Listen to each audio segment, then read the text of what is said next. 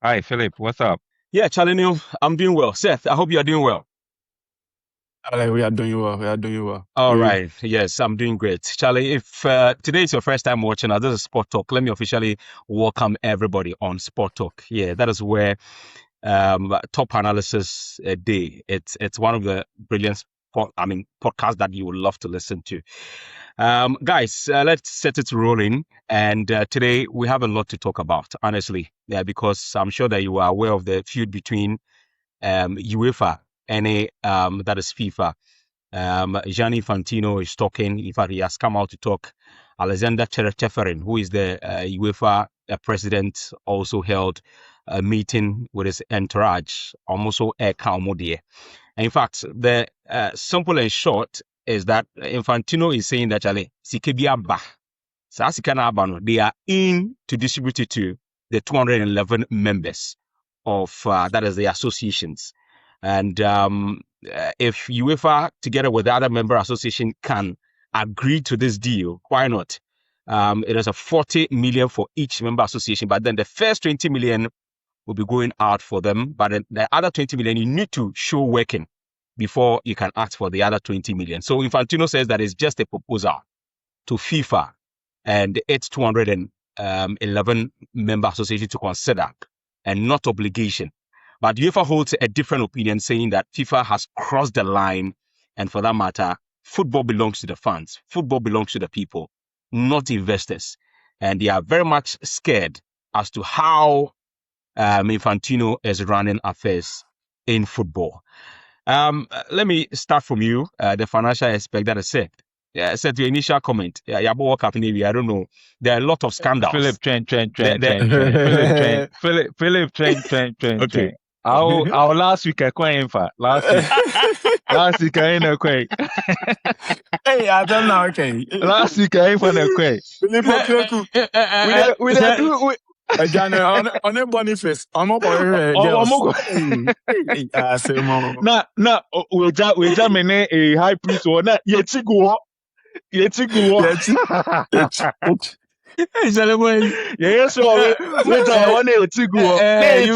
You guys, yeah, I'm more Charlie, Me, I don't go off again. Me, I don't go off again. Charlie, listeners and our audience, Charlie, I sincerely apologize. We did, Charlie, let me apologize. Last week, it not be my fault. It not be my fault. But I can't explain. It was a technical hitch. It was a technical hitch. Charlie, your radio says yeah, do so. I so your papa so technical hitch. So it be normal. Listen, some what you say. It be normal. Yeah. So I said on a more serious note, yeah. We've watched the World Cup. We saw a lot of scandals coming through the World Cup. I don't want to even mention because last week we delved deeper into that, and people are saying that it looks as if Infantino want to milk FIFA. But I don't know your candid opinion or your initial opinion on this particular subject matter. I mean, yeah, there's like a lot to unpack with this particular subject. And I've seen a couple of like our friends in the media trying to kind of like attack this subject. Like I'll leave the controversial aspects, but like finance things are a little bit different from how people see it. I've listened to a couple of sports journalists and they're like, oh yeah, the Chelsea Kanye. Like the fundamental is like that things don't work that way. Like things don't work that way. There's no private equity investor that comes in there and does not want return. So it's not true.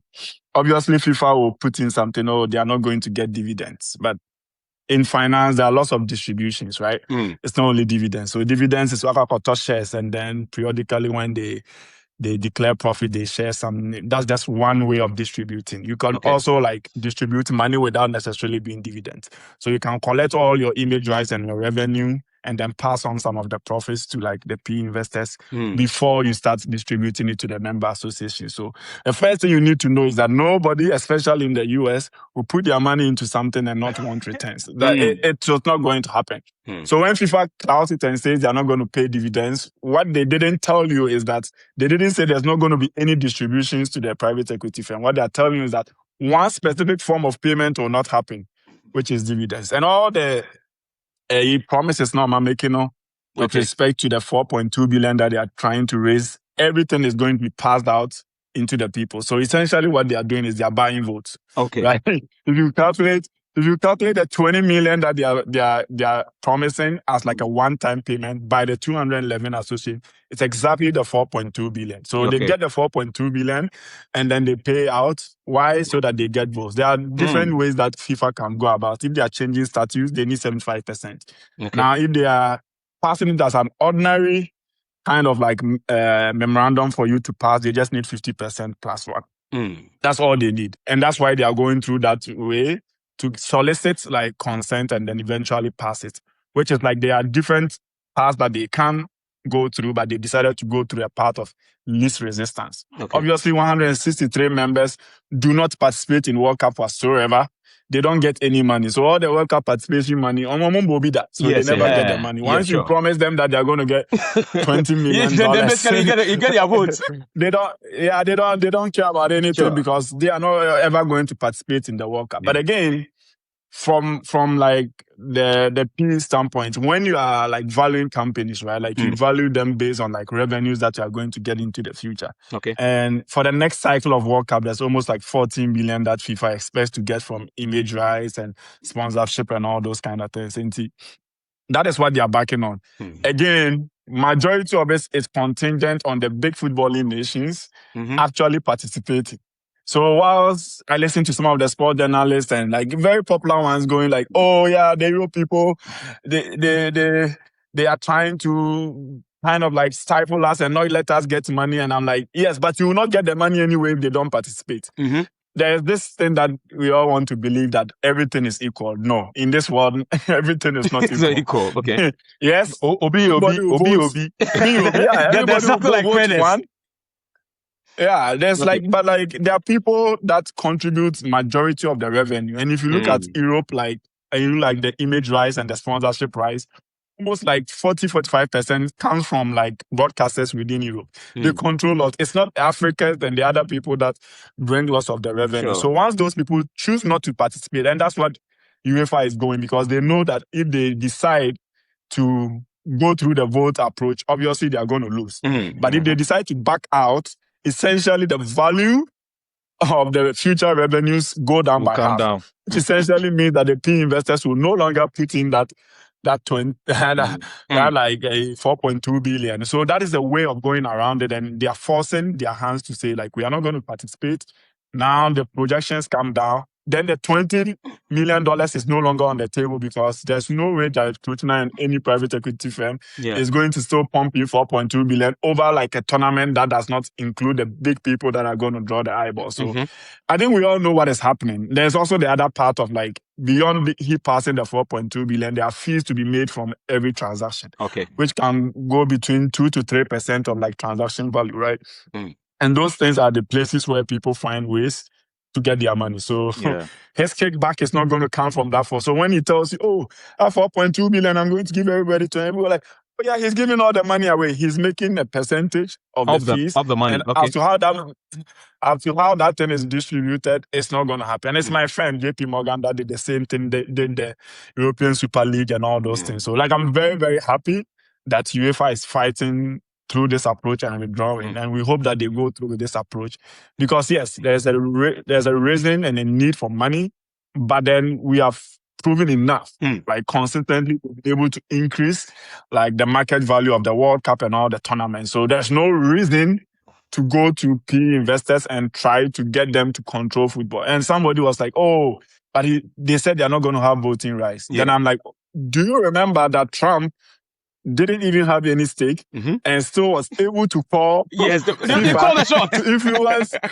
Balogun's so red card. And that's why I listen to some of them and I'm like, you have no understand. Like in finance, you just only need a 5% stake to move for things to be made, changes to be made. So whilst they seemingly don't have like any governance rule, we don't even need to go far. We just can step back to see. Even when they didn't have any stake, they influence. And it didn't come from the American Soccer Federation. It came from the president of the US himself. So it is very clear that once they get in there, everybody's going to look out for their profit. Football will change. The expansion of the World Cup will happen. They will look at playing the World Cup every 2 years. So there's going to be lots of moves that are engineered to make sure that the people that invested are getting their returns. Let's not kid ourselves. And that's what UEFA is trying to protect. So beyond UEFA always looking out for themselves, this is a protection of the game and making sure that the game does not become Americanized or become the way that we all don't want it. So I hope, but I know that CAF is definitely going to support Infantino. I think high priest. I think you hit the nail right on the head. They are not going to support. So I'm happy that UEFA is doing this approach, and hopefully that they can be able to force his hands to just back out from this and all future contribute. That's what I liked about their statement.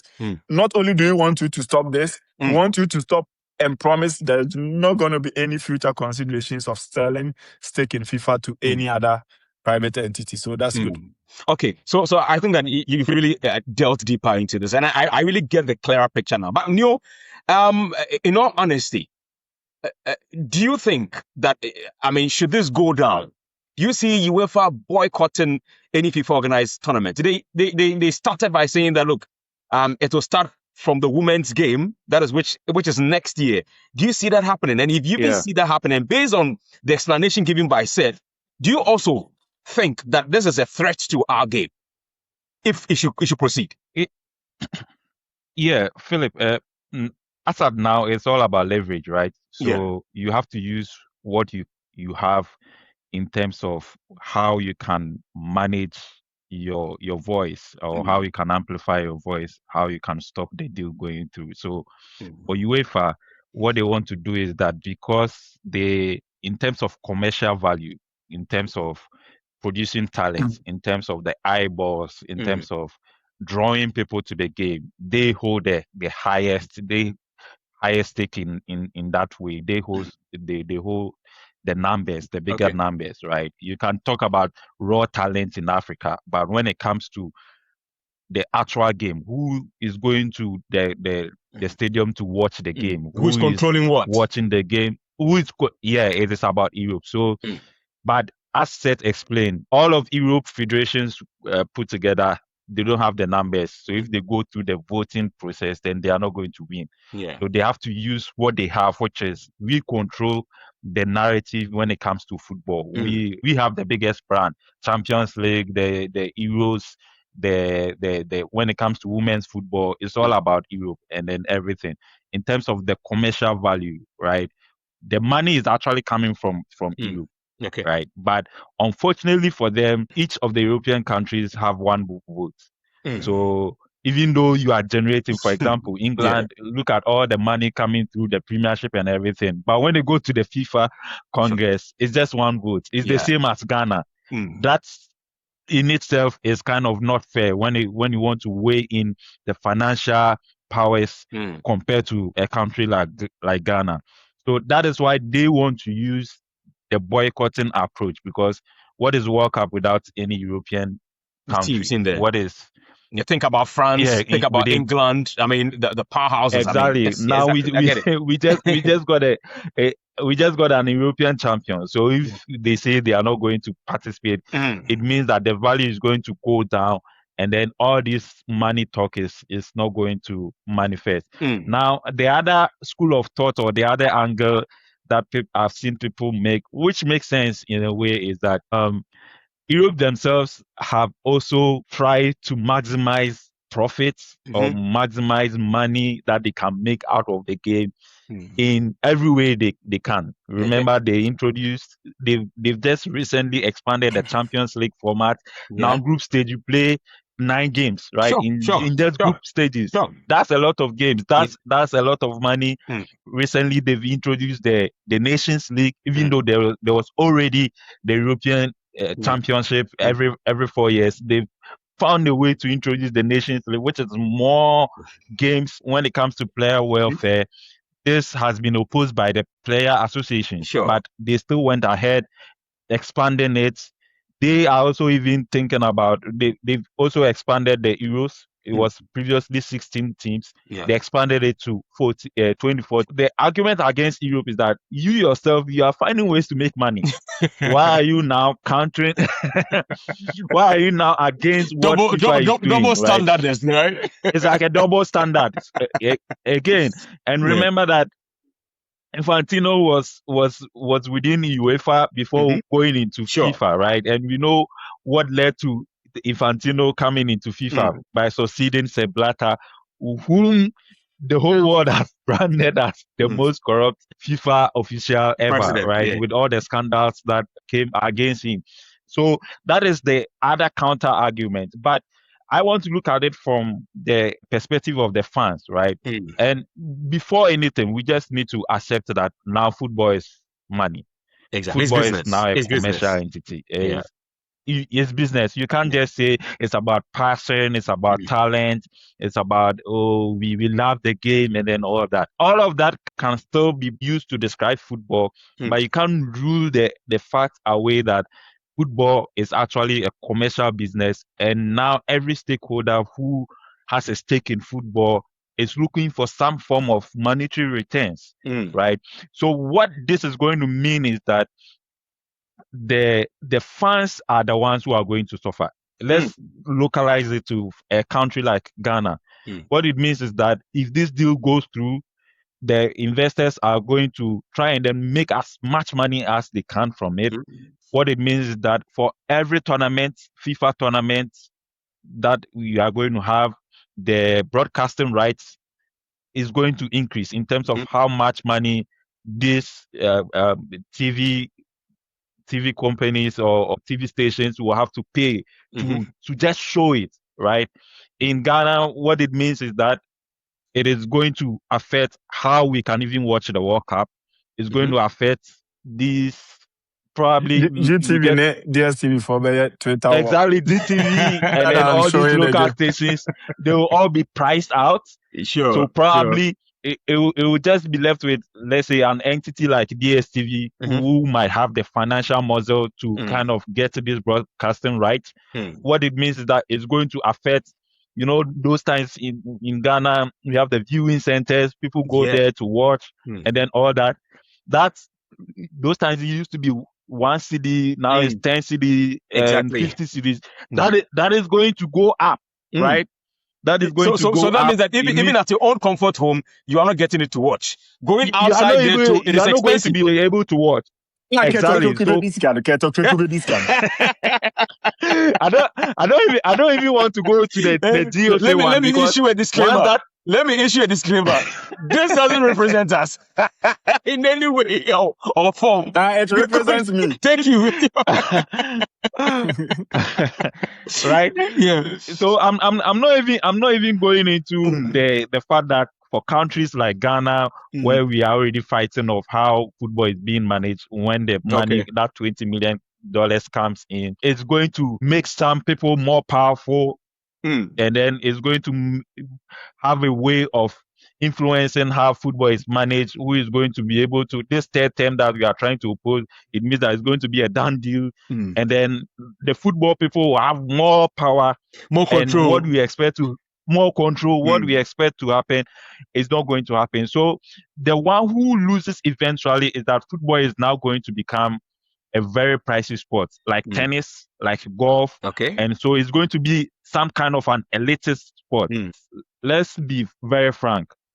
If football becomes that way, then that's where the passion and then the love and then all the banter and everything is now going to go away. Because let's be honest, if, for example, if Kwame Despite goes to stadium, he's not going to take off his shirt and then be drumming and then be chanting. You don't expect him to do that. You don't expect him to do that. Now we have people go to the stadium because it's very expensive. Those who go to the stadium all will be prim-pom, wearing suit jackets and then folding their arms and then watching when it's a goal. Let me chip in this. I saw Jay-Z in the VIP box and enjoying his whatever that is. I mean, without no any emotions. I mean, just like, or she game Nikeku. Just like, I say, or she know the director box, look at that. Look at that. He doesn't even understand the emotions of the game. For the sports. Yes. So that is what is going to go out of football, right? Yeah. And that's what the UEFA is trying to protect, because what it means is that now look at this World Cup, look at how the Europeans travel, look at how the South Americans All travel right. all the way just to come and then enjoy it, right? Already the sport is being commercialized. FIFA cannot say that they didn't get any money from this World Cup, Okay. right? But what they are trying to do is to take it to the next level. And UEFA thinks that when it gets to that level, then the ordinary fan, right, the fan who will come in with one bottle of beer and then take off his shirt and be chanting, that person will be priced out of the game. Okay. And when it happens like that, then we lose the essence of it. It becomes an elitist game, and then all the passion will go out, and then it's just about sports betting and then stuff like that. So hopefully they are able to counter it, and then at least eventually, I know that we are going to get there. But I think the pace at which we are getting there can probably be slowed down by this counter that Europe is trying to mount. All right, so Seth, quickly, just a minute from you, and I'll take the final words from that is in you as well. 1 minute from you. Are you expecting Gianni Infantino to back down on this? Is that your expectation? Yeah, I mean, yeah, he's not going to be able to push this through. I mean, so he's going to go through the process. He's going to get like the votes from the people. But again, it's a proposal. Once Europe backs out, it's just going to go through the process and then he's going to withdraw it. I think the best that he does is to do amendments to it. And I think like the ability to commercialize and to make money is not in question, right? Like, because basically that whole 4.2 billion is just one time that is being paid. Yeah. Like, it's not like that money is like, no, that money, you get it and you just pay it out. Everything goes to them. So like subsequently, the money that you are promising that he can raise up to the 20 million from like that 8 million that 8 million that they currently have over a 4-year cycle, 2 million every year, is going to go to 10 million already, irrespective of this. Then he's saying that subsequently it can go up onto 20 million. If it can go up to 20 million, the ability for that thing to go up to 20 million is not dependent on the private equity firm, which means somebody has sat down to analyze to see we can commercialize it. The question is, why do you want to give a part of those upside to an entity in exchange for taking 4.2 billion right now? That is what like UEFA is fighting. So why don't you handle it yourself? Why do you want to take that 4.2 billion, give it out right now, and then later on share the upside of the profits with people? So, but eventually when they back out, this is not like, let's not kid ourselves and just say, oh, they might or they might. It's finance. If UEFA backs out, they are going to back out. Like, let's not kid ourselves. This is not like, oh, Infantino can talk to them and then we can organize our World Cup like that without Europe people. That's not how American investors think. Once Europe backs out, it's the end of the game. Infantino can't convince them. It's the end of the game for them. They will back out. It's just as simple as that. So UEFA knows exactly what he's doing and he knows that's the right card to pull. So Neil, finally, if that should happen, if Infantino should back down on this idea, is it the end of him? Is it the end? Because people are raising scandals upon scandals. We saw that in the World Cup. I mean, I'm trying to even convince, he being convinced by, the president of the United States to overturn the red cards and all that. Is that the end of him? Well, this is a typical, the devil you know is better than the angel you don't know, right? So we thought Sepp Blatter was the devil, and then we thought we were going to get a Sepp Blatter commented about it. They brought him out. Yes. And then now we are seeing that when money is dangled in front of you, any decision is possible. So for Infantino, I think he's done his best and he's done his worst too in this ring. So it's just up to who is going to succeed him eventually when his time is up, and to see how he can steer the direction of football. But I think that once this idea is just like the Super League, right? Yes, it's just like the European Super League, right? Which came and then it was boycotted. Now the Super League, in a way, is in its refined format is how the current UEFA Champions League is being played, in a way, if you look at it. So for me, what I think is that once the idea has already been floated. Mm. It is just going to be modified, and then it will come in a different format. This particular format is what Europe is fighting about. But they themselves, once they've seen the commercial value of it, I think the next thing that we are to expect is that Europe will try and then stake a bigger claim when it comes to finances of any financial revolution of FIFA, because now they think that there's money to be made, and they are the ones that are bringing in the eyeballs and then the stars and then the attention and everything. So what they will be pushing for going forward, because this is not going to stand, but what they will be pushing for it going forward is that they are going to make sure that they are in a position where any moves that FIFA makes, they are going to be considered as the highest stakeholder in it in terms of any financial output. And then from then on, they will start playing ball. So let's see how it goes. All right, so let's see how it goes. So let's quickly move straight to the transfers. I think that we are hard pressed with time. We are just about 25 minutes to go. I promised 40 minutes, but then I think we'll go a bit out of that. But we started from Vinicius Jr. in terms of this transfers. And Seth, the man, according to Real Madrid, they are saying that he's staying. Earlier, we saw Arsenal coming in. They wanted to, have him on board. People were laughing. Myself, I was even laughing. How could Arsenal go in for Vinicius Jr.? But hey, why were you laughing? Why were you laughing? I'll come to Chelsea. You are signing a prep prefect. You are signing prep prefect. Who is prep You are prefect? signing prep prefect and school prefect. We are not with Chelsea right now. We are talking about Arsenal. Now, Seth, let me find out from you. Is that a good decision from Vinicius Jr.? And knowing that Jose Mourinho is around, I think that Jose Mourinho would one way or the other need him. Of course, if he went to Arsenal, it would still have been good. But yeah, I knew Arsenal is not going to pay. I don't think Arsenal is that kind of team that wants to pay just any price for any player. And I actually do agree. I do agree. I'm a finance person now, engineer turned finance person. So I believe in paying fair prices for things. So I don't have a problem with that, except that the market is always bonkers. And Chelsea, Rogers. And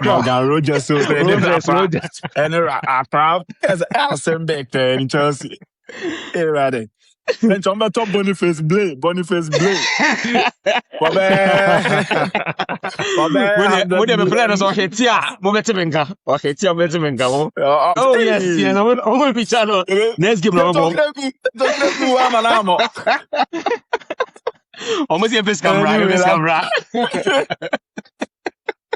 You see what I meant to defend. Anyway, as a Madrid fan, I did not see why he should leave. Okay, I think his position is well guaranteed. On the left flank, obviously Mbappe is still going to play center forward. I know people have been toying with the fact that we need a proper center forward and Mbappe plays on the left. But I think it's not going to work. Mbappe is now a center forward, and he largely will play on the left unless Rodrigo comes and then Rodrigo puts in some good shit and things. For his future, I think he needs to commit. But with Mourinho, he needs to work a little bit harder than what he's been doing. Otherwise, if Rodrigo gets fit and Rodrigo comes back into the play, it might be a little bit challenging. But you're also not going to ask Vinicius to track back. You're not going to get that aspect from him. No, I'm tracking back continentally. I know Jose Mourinho is going to demand that from him. I know. No, it's not at least put in a little bit of a shift. And I think Cucurella coming in helps because Cucurella will do the job on the left that allows him to do. And I know Mourinho is going to set up in a 4-2-3-1. He's already started in a preseason experimenting with that. So I didn't see a reason for him to leave, except that he just wanted to be paid. And no way Real Madrid was going to pay him that amount of money. It's not going to work. He's demanding a signing on fee as though he's a new player. Yeah. And I'm it's not going to work. There are certain things you just need to know that right now the team is Mbappe's team and it will forever remain Mbappe's team until he leaves. And so once he backs down from his the requirements that he's doing, he's definitely going to play. And he owns the left hand side. Nobody's going to take that position from him. So I mean, it's a good people, thing for him to say. other people were saying that he used Arsenal to get a better deal one way or the other. But I don't know about that anyway. But Arsenal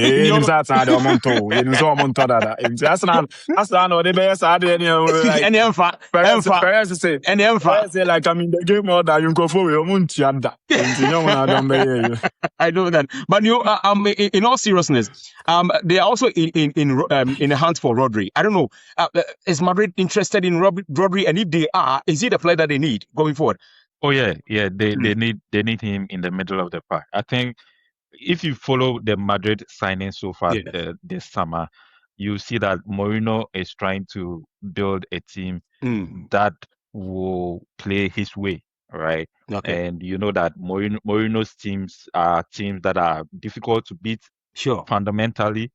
And then after that, he wants the pacey wingers and then the front three to be able to do the job, punish you, and then shut up shop. So yeah, and for that, Rodri is a key player to that kind of play when it comes into the middle. Already at the back, they've made some fantastic signings with Cucurella, Dumfries from Inter Milan, and then all these Bernardo Silva is going to do a lot of the donkey work too in the middle as well. So if Rodri comes, Rodri has been toying with the idea of leaving Man City for a long time, and once it was confirmed that Pep was leaving, it was obvious that he wanted to leave. In any case, he's already won everything that they used to won in Man City. So I think going back to Spain is a natural next step for him. So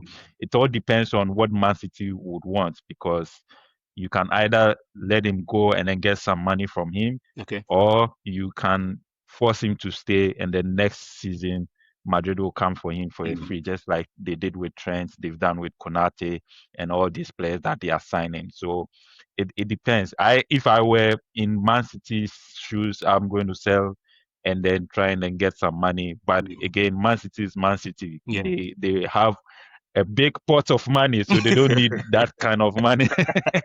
Right? Sikapudu, So Sikapudu, the oil money is there.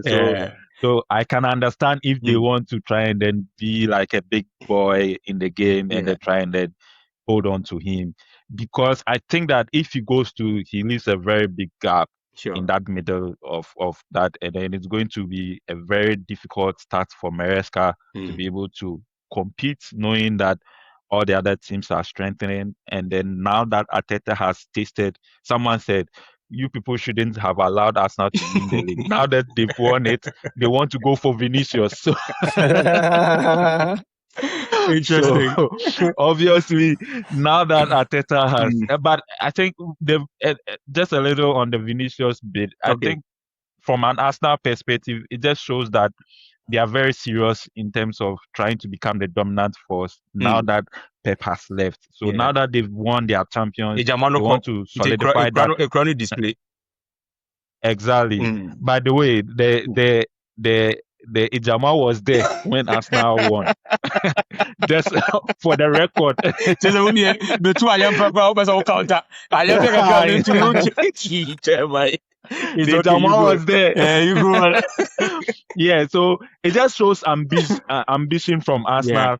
And I think that if Vinicius should make that move, that maybe he wants to come and then become the poster boy at Arsenal, because now he's going to play a second fiddle to Mbappe. I think it will still be a good move. Either way, it is good for him. So that's what I think about that. Okay, so Derek, do you have some messages? If you don't have a message, you can just send your message. Those who are watching, I will be glad to be seeing your messages and will be reading all of them. But Charlie, if you are a Chelsea fan, I should think that right now you should be happy because this morning Maxence Lacroix signed the dotted line. That's why they signed the dotted line. It is not Gaza. He signed the dotted line for Chelsea 6 years. So 2032, ne deal no ebe end. I That's don't know not whether signing 6 years in 8 years. Concentrate. also best signing me banana no. Best signing. Now Rogers also signed the dotted line for Chelsea, and now he's gone on on a break. So he'll be joining the Chelsea team in faraway Asia. But Seth, good signings for Chelsea. Are you seeing some intent? Because we're also hearing that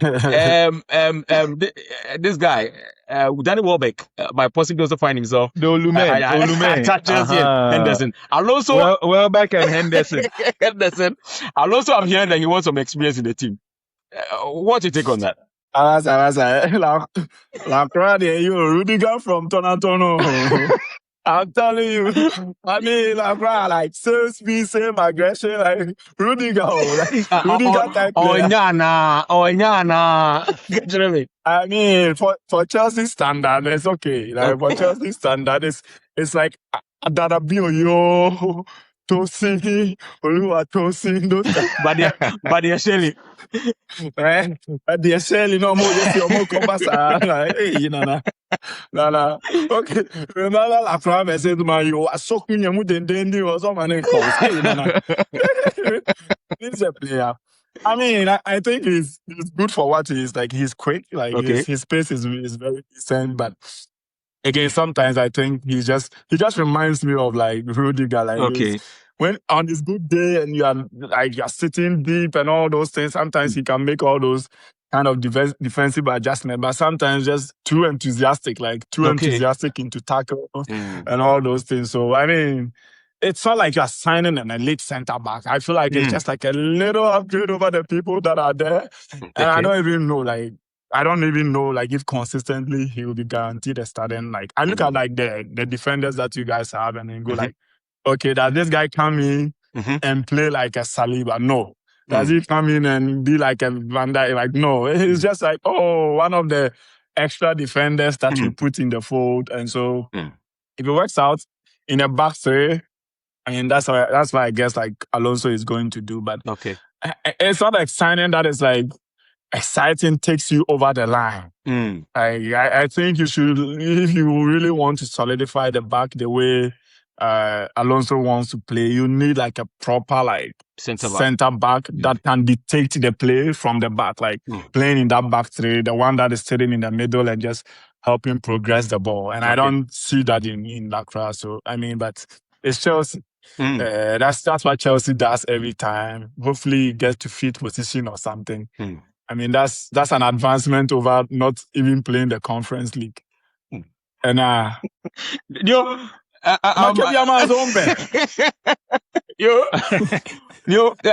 know how you see Chelsea's business this time around. I mean, Rogers coming through.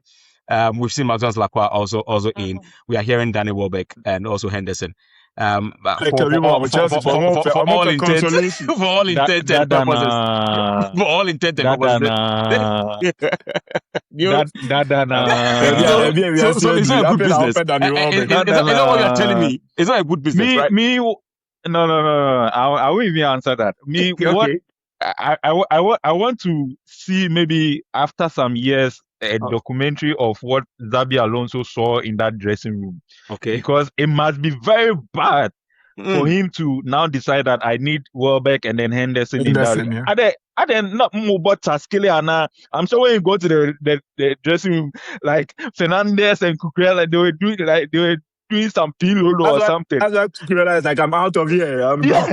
It's like when you go to that dressing room, it's like pay him if you are. We need a pay. No, actually, on the field of play, this is actually true because you were the most indisciplined team last season. How many red cards did you get? Right. It was almost like every big match. Chelsea is going to get a red card, right? So I think I really want to know what Zabi Alonso has seen in that dressing room for him to decide that we need this in painful in the dressing room. So for me, I think it's just going to help balance the team a bit and then try and then make sure that regardless of the talent that you have, in terms of the young ones, there will be some kind of discipline. There will be some kind of balance. When they get to the crunch matches, someone will be able to bring calm heads in these difficult matches and then all that. So, yeah, I think because if you think about it, it goes against Zabi Alonso's kind of principles, right?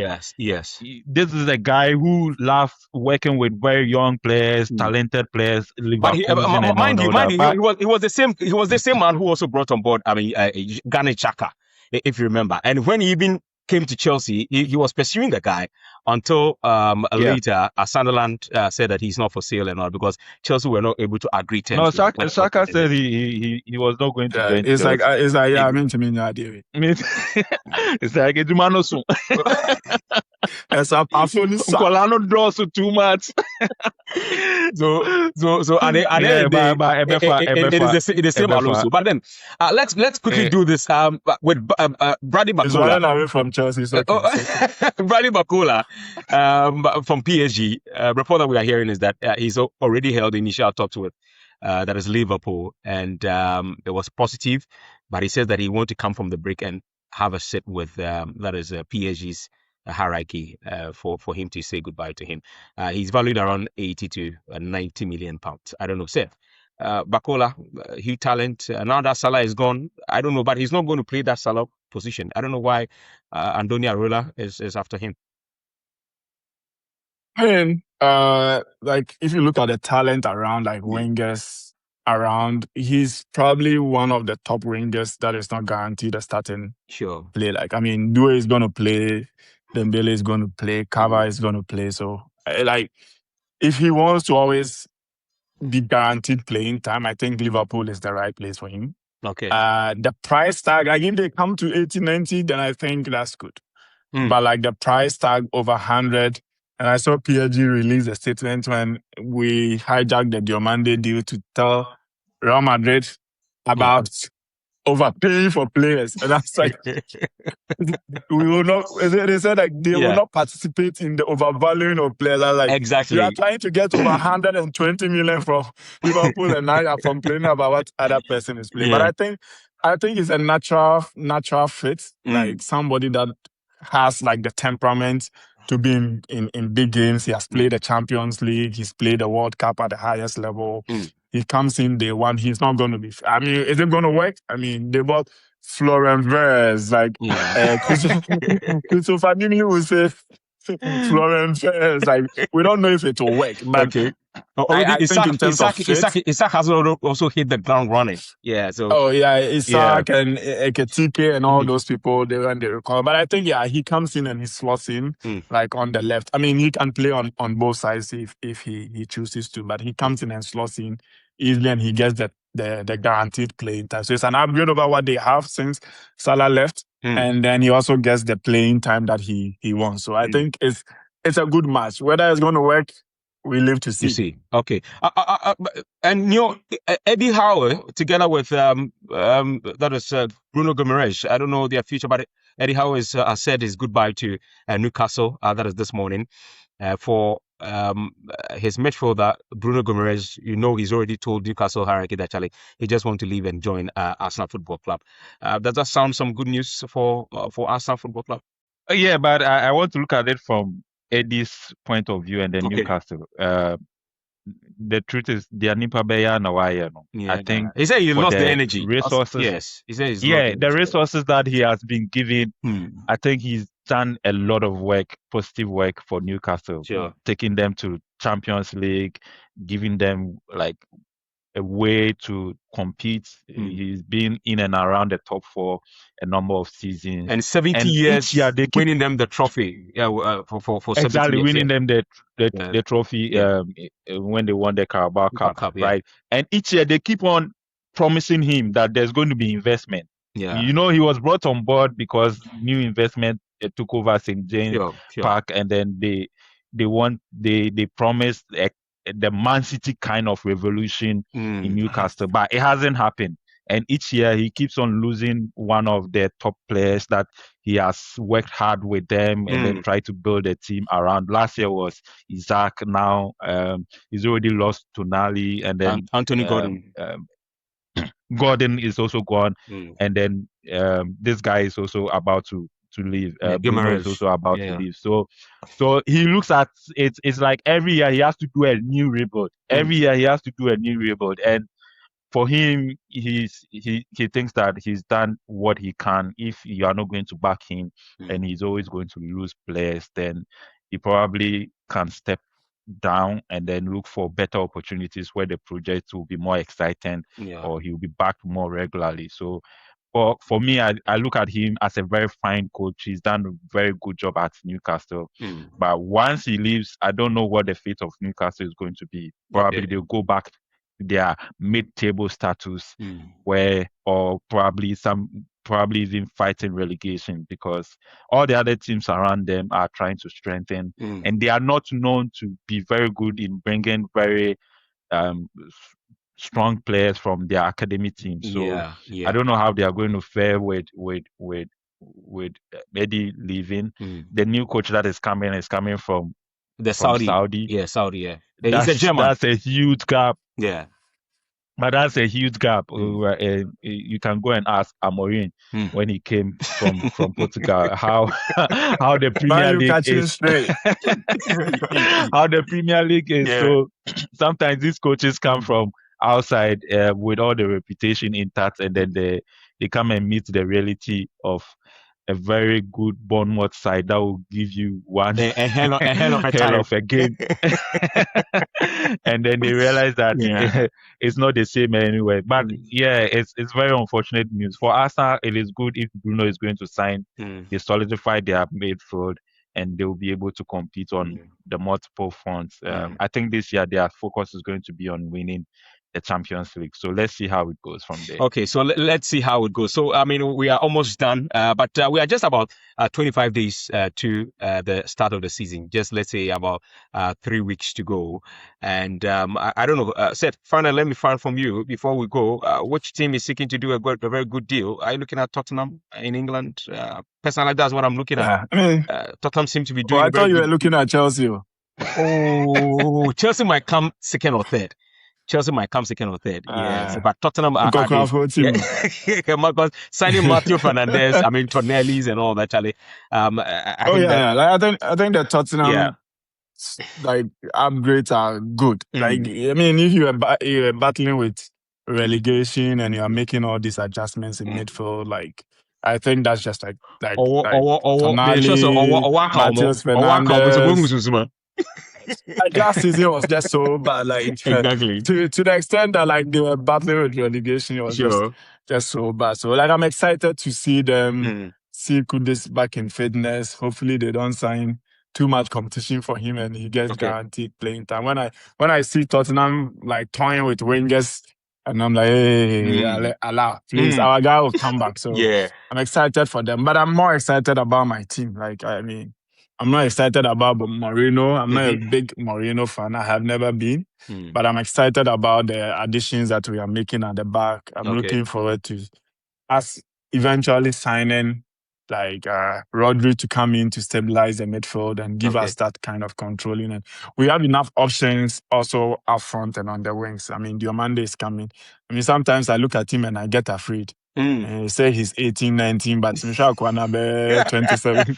We should have Panther when he bro, like we bought Mastantuono and all those things, and it became like a bomb. an exercise that so I'm a little bit concerned about that. But I mean, if you don't get Olise and you get him, it's almost like I'm sure the scouting people just looked within the Bundesliga and looked at people that were making take-ons and people that could play on that side. So I'm excited to see. But obviously, Barcelona will still remain a formidable side. Playing just like Spain, they play like a team. So curious to see how we kind of respond this year and all those things. But on the other side too, we see where Chelsea lands. So John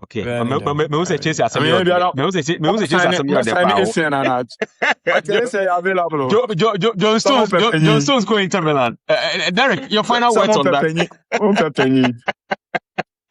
Your final words on just like the Rodri situation, Okay. he's won almost everything that there is to win at Man City. So it will be interesting to see Man City. I don't know if they will be under a new coach. They will still have the drive to be able to compete. Trust Maresca. Trust Maresca to do it. Trust Maresca. He's a World Cup winner. I mean, I'm talking about Club World Cup. So trust him to do a very good job at City. So Newton. World champions. Maybe. World champions. What the 5 analysis is world champions. I would say I say PSG world champions. Champions League, that was the 5. All right, so Charlie guys, Champions League no more 8. Make us over here. No, you ain't message here. No message to you. No. Okay, message all right. yet. So that is great. That is great. We're excited that Philip got to spend the whole time with us and not be called by anybody. So, I mean, you know. Man. Next week we'll be looking at that is the transfers and team by team. Manchester United. I'm hearing that Carrick is not happy. Carrick is not happy. I'm one person sign him. Oh, Carrick, no back confess. The first casualty. Obviously, what's in the Fiji? What's in the Fiji there? How about you? The win the new. How about you? I confess. Simple. What's the friend man here? What friend man? No manage man. Okay, so guys, Charlie, thank you very much for your time. God willing, next week we'll be doing more. We did 52 minutes, and Charlie, I appreciate. Bye bye. All right. Bye.